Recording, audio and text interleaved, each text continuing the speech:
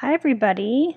So last week we started learning about the Pilgrims and their journey on the Mayflower to Plymouth, Massachusetts. And today we're going to keep on learning about the Pilgrims. We're going to talk about the second part of the story, which some of you might already know, and that's going to be about Thanksgiving, the first Thanksgiving. And we're going to maybe learn some information you never knew before.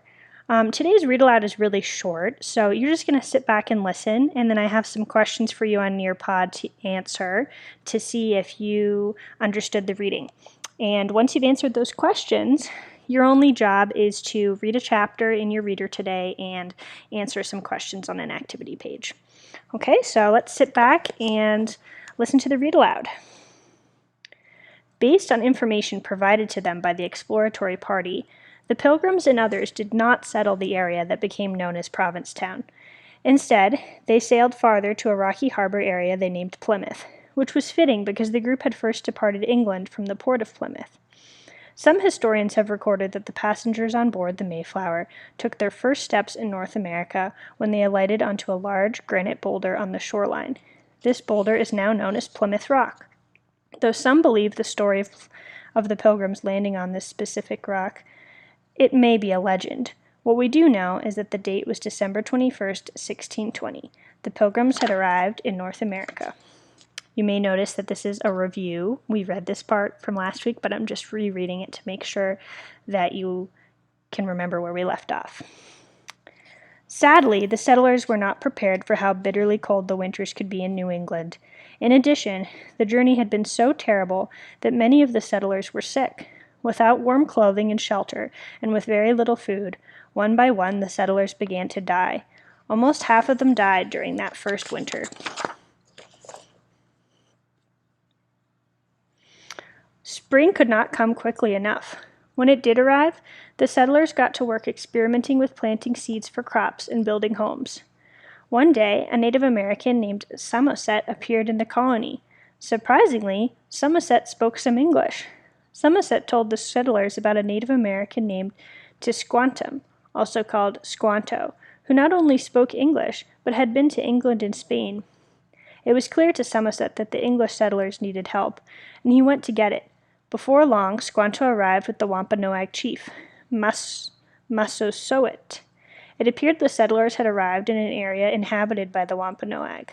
Squanto was not actually a Wampanoag, but he joined the tribe when the people of his own tribe had died from diseases brought to North America by explorers and traders.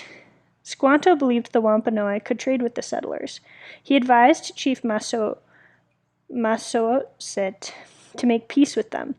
It is believed that Squanto showed the settlers how to grow crops such as corn, squash, and beans in the New England soil. Squanto also showed the settlers where to hunt and fish, and which local plants were good to eat. As their crops grew in the warm New England sunshine, and the men hunted and fished in the woods and rivers, the settlers became more optimistic. That means they became more positive that they were going to be okay. And so, when the first fall came, the settlers had enough food to see them safely through the next winter. They were very grateful. They were grateful to God, and they were grateful to the Wampanoag. It was time to hold a celebration of Thanksgiving. One of the settlers wrote that Chief Massasoit came to the Thanksgiving celebration with 90 Wampanoag men. The occasion lasted for several days, as the settlers and their guests feasted on deer, duck, lobster, fish, cornbread, pumpkin, squash, and berries. They hunted, played games, and ran races. This celebration of the Pilgrims and the Wampanoag is often called the First Thanksgiving. The friendship and relative peace between the Wampanoag and the settlers lasted for many years, even decades after Squanto's death. Eventually, however, as more and more new settlers poured into this area of North America, the friendly relations broke down. But for now, in this part of our story, this new land and new life with religious freedom were very much what the Pilgrims had hoped for. Okay, so that's the end of our read aloud. Make sure that you answer the questions on Nearpod. Don't forget to click submit, or else I won't see your answers. And when you're done with that, you are going to read chapter 11. It says The Pilgrims, Part 2. And you're going to answer these questions in your activity book. Activity page 8.1. Okay, it's two sides. Make sure you answer the questions all the way. Let's use full sentences, right? Don't start your sentence with because. Please remember to capitalize at the beginning of your sentences. Okay? Good luck.